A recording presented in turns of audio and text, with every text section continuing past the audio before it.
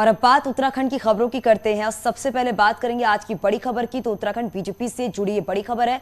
BJP की प्रदेश कार्यकारिणी पर मोहर लग गई है। राष्ट्रीय अध्यक्ष जेपी नड्डा ने महेंद्र भट्ट की नई टीम को हरी झंडी दे दी है और बीजेपी पदाधिकारियों की ये लिस्ट आज जारी होगी।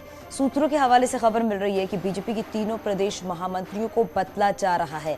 सूत्रों के मुताबिक ओबीसी कोटे से खिलेंद्र चौधरी महामंत्री हो सकते हैं, जबकि ठाकुर कोटे से राजेंद्र वैष्णव महामंत्री होंगे।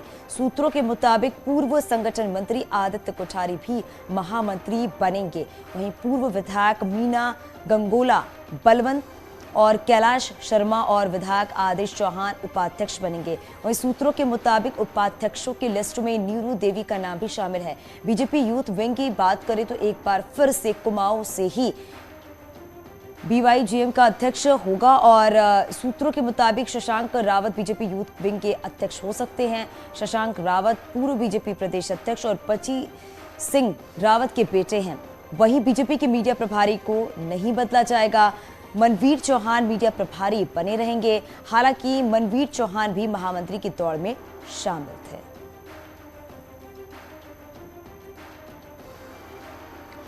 और हमारे साथ हमारे सहयोगी सुनील नौप्रभात हमारे साथ जुड़ गए हैं। सुनील, जो कल बैठक हुई उसको अब हरी झंडी मिल चुकी है और यह भी कहा जा रहा है कि तीनों महामंत्री को लेकर जो मंथन किया गया उसके बाद आज जो है वो लिस्ट जारी की जाएगी।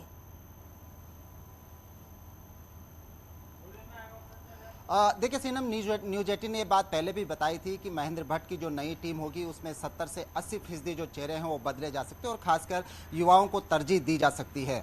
बीजेपी के राष्ट्रीय नेतृत्व ने इस बात का ध्यान रखा है, चूंकि 2024 में इलेक्शन भी हैं, उससे पहले निकायों के चुनाव हैं, पंचायतों के भी चुनाव होंगे, तो कोशिश ये की गई है कि जो नई कार्यकारिणी होगी उसमें यूथ हो, अनुभवी लोग भी इसमें हो, ताकि पूरा का पूरा जो संगठन है, जो टीम है, उसका फायदा 2024 के लोकसभा चुनाव में मिल सके। इसका पूरा ध्यान इस कार्यकारिणी में रखा गया है।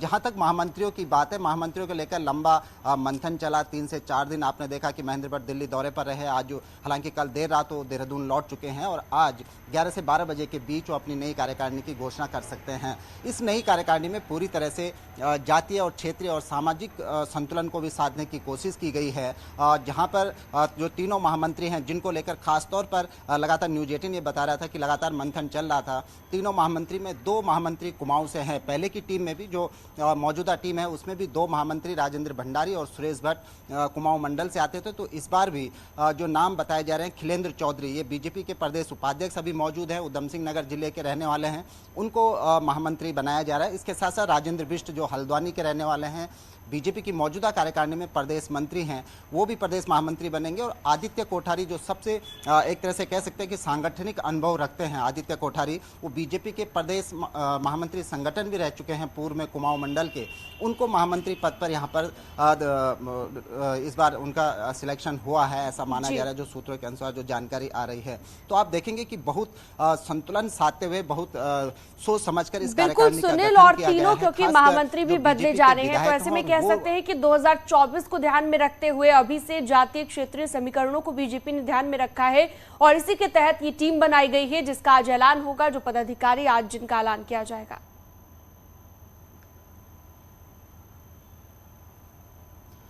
बिल्कुल सारे समीकरण इसमें साधे गए हैं और खासकर जिन विधायकों का टिकट काटा था उनको पार्टी ने तब भी आश्वासन दिया था, क्योंकि पार्टी को लगता था कि उनके अंदर कैलिबर है, तो अब उनका संगठन में उनके अनुभव का लाभ लिया जा रहा है। खासकर मीना गंगोला को देखें, उनका टिकट काटा गया था, उनको प्रदेश उपाध्यक्ष के पद पर लाया गया है। बलवंत भौर्याल, उनका टिकट काटा गया था, उनको प्रदेश उपाध्यक्ष के पद पर लाया गया है, ताकि संगठन में बलवंत भौर्याल एक अनुभवी नेता हैं और वो पहले भी संगठन में कई पदों पर काम कर चुके हैं, तो उनको प्रदेश उपाध्यक्ष के पद पर लाया गया है, ताकि संगठन को जो यूथ टीम है उसको लगातार यहाँ पर गाइडेंस मिलती रहे। विधायक आदेश चौहान को प्रदेश उपाध्यक्ष बनाया गया है, तो इसी तरह से प्रदेश मंत्री में आदित्य चौहान लगातार प्रदेश संगठन में काम करते रहे हैं। मौजूदा टीम में भी वो प्रदेश मंत्री हैं, लेकिन युवा हैं, उनका लाभ संगठन को मिल सके, चुनाव में पार्टी उनका पूरा उपयोग कर सके, तो आदित्य चौहान को प्रदेश मंत्री पर रखा गया है। मीरा रतूड़ी जो लंबे समय से हालांकि संगठन में इतनी सक्रिय नहीं थी, लेकिन बीजेपी की पुरानी पदाधिकारी रही हैं, तो उनको प्रदेश मंत्री के तौर पर। और सुनील, ये भी है कि सभी समीकरण टर्नर को देखते हुए इस लिस्ट को बनाया गया है, जिसको आज जारी किया जाएगा। बहुत शुक्रिया इस पूरी जानकारी के लिए। और चलिए आगे बढ़ते हैं, मुख्यमंत्री पुष्कर सिंह धामी की बात करते हैं। मध्य प्रदेश की राजधानी भोपाल के दौरे पर रहे और यहां पर केंद्रीय गृह मंत्री अमित शाह की अध्यक्षता में मध्य क्षेत्रीय परिषद की बैठक हुई, जिसमें सीएम धामी के साथ 4 राज्यों के मुख्यमंत्री भी शामिल हुए। भोपाल के कुशाभाऊ ठाकरे हॉल में ये बैठक हुई, जिसमें कई बड़े नेताओं पर सहमति बनी है और राज्यों के बीच समन्वय को लेकर भी बात हुई है। इस दौरान अमित शाह ने कहा कि हर राज्य में फॉरेंसिक साइंस लॉ कॉलेज खुलना चाहिए और साथ ही साथ छोटे कस्बों और ग्रामीण क्षेत्रों में स्थानीय भाषाओं में साइबर जागरूकता अभियान चलाए जाए। मीटिंग के बाद सीएम धामी दिल्ली पहुंच गए।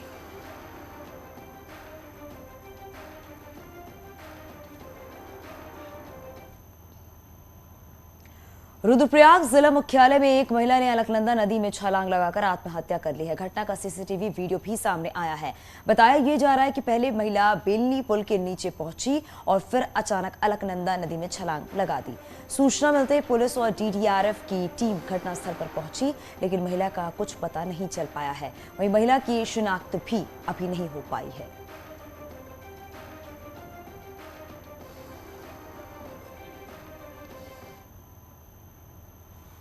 शनिवार को देहरादून के मालदेवता और इससे लगे टिहरी के इलाकों में बारिश की तबाही हुई थी और मालदेवता की आपदा में 4 लोगों के शव अभी तक बरामद किए भी जा चुके हैं, जबकि 13 लोग अभी भी लापता हैं। 12 घायलों का इलाज जारी है। इस पूरे इलाके में एसडीआरएफ की 6 टीमें लगी हैं, जो राहत बचाव कार्य में जुटी हैं। वहीं टिहरी में शनिवार को ही 2 शव बरामद किए गए, जबकि 5 लोग अभी भी लापता हैं। कीर्तिनगर के कोठार गांव में भी एक महिला लापता चल रही है, जिसकी तलाश जारी है। तो कुल मिलाकर कई घर तबाह हो चुके हैं, रोड बह चुकी है, पुल ध्वस्त हो चुके हैं। घायलों को इलाज के लिए अस्पताल ले जाया गया। मालदेवता, सरखेत, तिमली, मानसिंहवाला, भैंसवाड़ा, सेरकी, छमरोली, इन सभी जगहों पर बारिश से नुकसान हुआ है।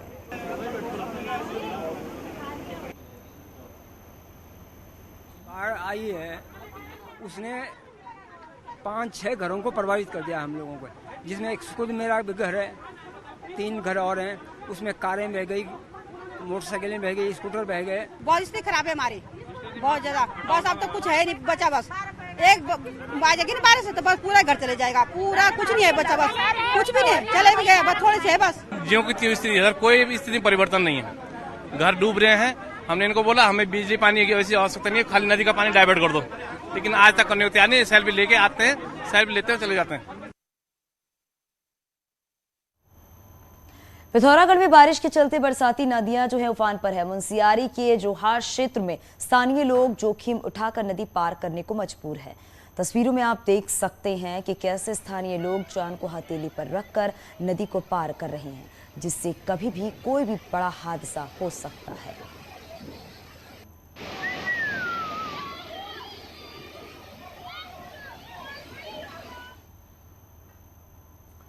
और अगली खबर है टिहरी से, जहां पर NH94 कल से बंद है। नरेंद्र नगर के पास मलबा और बोल्डर आने से हाईवे बंद हुआ है। छोटे वाहनों को पीटीसी से डाइवर्ट किया गया है। मशीनों से मलबा हटाने का काम जारी है। वहीं हाईवे बंद होने से यात्रियों को काफी दिक्कत हो रही है।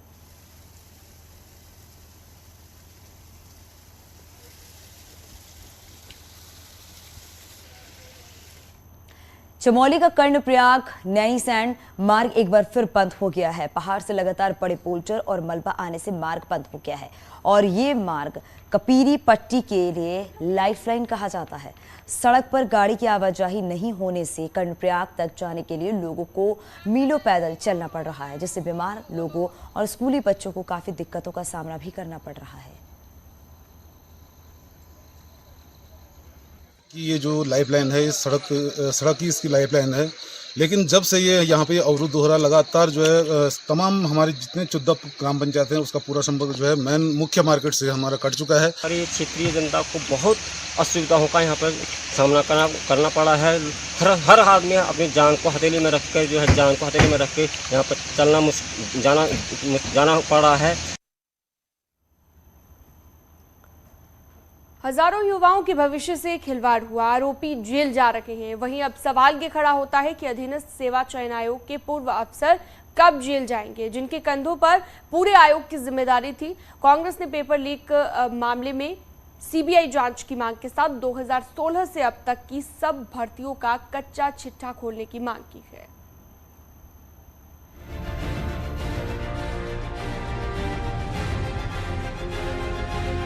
पेपर लीक मामले में कांग्रेस ने प्रेस कॉन्फ्रेंस की और 2016 से अब तक की सारी भर्तियों की जांच की मांग की। कांग्रेस का कहना है कि अब एक्शन आयोग में अध्यक्ष और सचिव रहे अफसरों पर होना चाहिए जिनकी निगरानी में एग्जाम हुए और उन्हें पता भी नहीं चल पाया। क्यों मध्य प्रदेश की ब्लैकलिस्ट और यूपी में केस दर्ज करने वाली एजेंसी को भर्ती का काम सौंपा गया। इतना नहीं, 2016 में ग्राम्य विकास अधिकारी की भर्ती में फर्जीवाड़े से लेकर फॉरेस्ट गार्ड भर्ती, कोऑपरेटिव भर्ती और लेक्चरर भर्ती में फर्जीवाड़े की जांच होनी चाहिए। घोटाले के तार उत्तराखंड से उत्तर प्रदेश तक फैले और इसीलिए हाईकोर्ट के सिटिंग जज से जांच कराने के साथ सीबीआई जांच भी होनी चाहिए।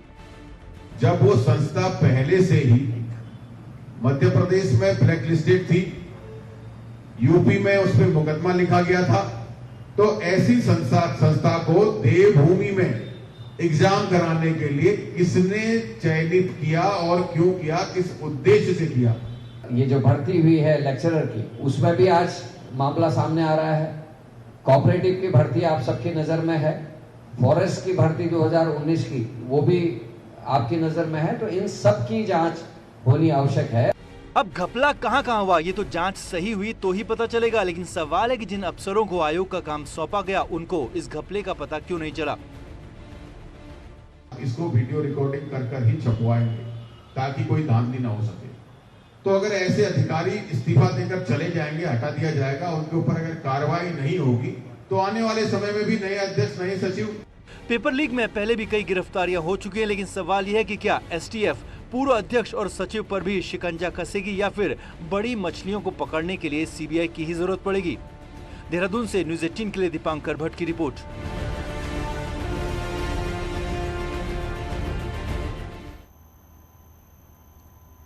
आगे बढ़ते और बात कर लेते हैं, क्षेत्रीय पार्टी यूकेटी ने पेपर लीक मामले की जांच सीबीआई से कराने की मांग की है।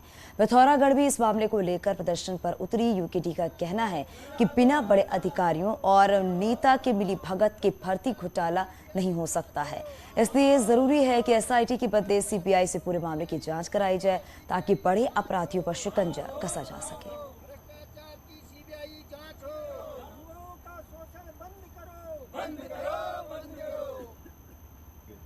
कि बिना किसी बड़े अधिकारियों के संरक्षण के या नेताओं के संरक्षण के ये हो नहीं सकता है।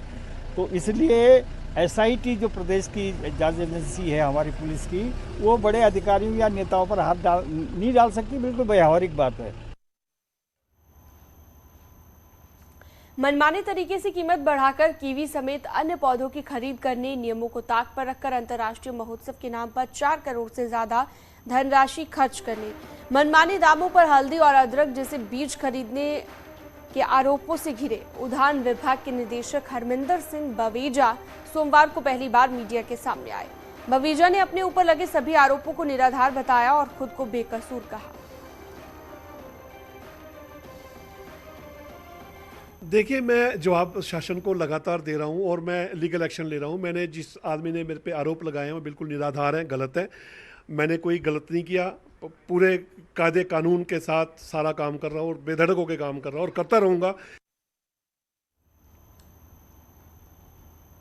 पिथौरागढ़ नगर पालिका के खिलाफ विधायक मयूख मेहर धरने पर बैठे हैं। सभासदों के साथ धरने पर बैठे विधायक का कहना है कि नगर पालिका की शाह पर शहर में जमकर अवैध निर्माण हुए हैं। इसके साथ ही विधायक की मांग है कि अवैध निर्माण के मामले में एक जांच कमेटी बनाई जाए। पालिका प्रशासन का कहना है कि जिन मामलों को लेकर विधायक आंदोलन पर हैं वो सभी पुराने पालिका बोर्ड के वक्त के हैं।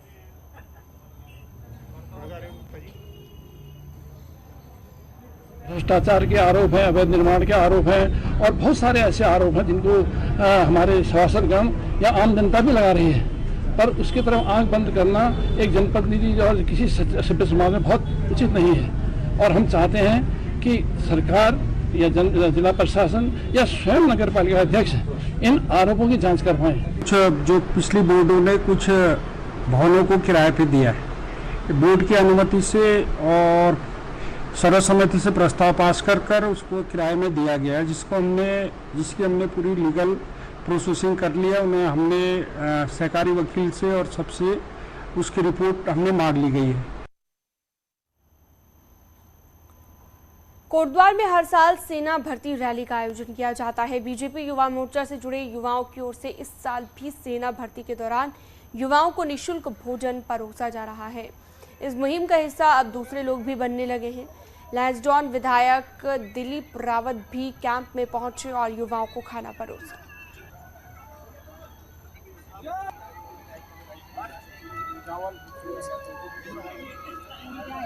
मोर्चा द्वारा ये लगातार 5वां साल है और इस बार अग्निवीर भर्ती रैली है, तो इस बार काफ़ी संख्या में यहाँ पर युवा आ रहे हैं और आज लगभग अभी तक 7,000 से ज़्यादा युवा यहाँ पर भोजन कर चुके हैं और हमारे द्वारा निःशुल्क आवास की व्यवस्था भी की जा रही है। क्या सेवा कर सकते हैं, क्या समर्पण कर सकते हैं, ये हर समय भारतीय जनता पार्टी सोचती है और युवा मोर्चा द्वारा जो ये भोजन देने का जो काम किया है वो निश्चित रूप से बहुत सराहनीय है।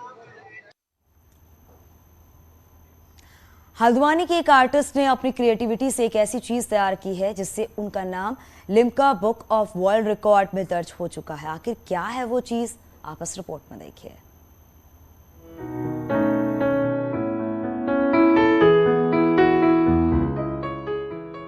ये बहुत छोटी छोटी दिखने वाली कलाकृतियाँ कितनी बड़ी हैं, इसका अनुमान लगाना आसान नहीं।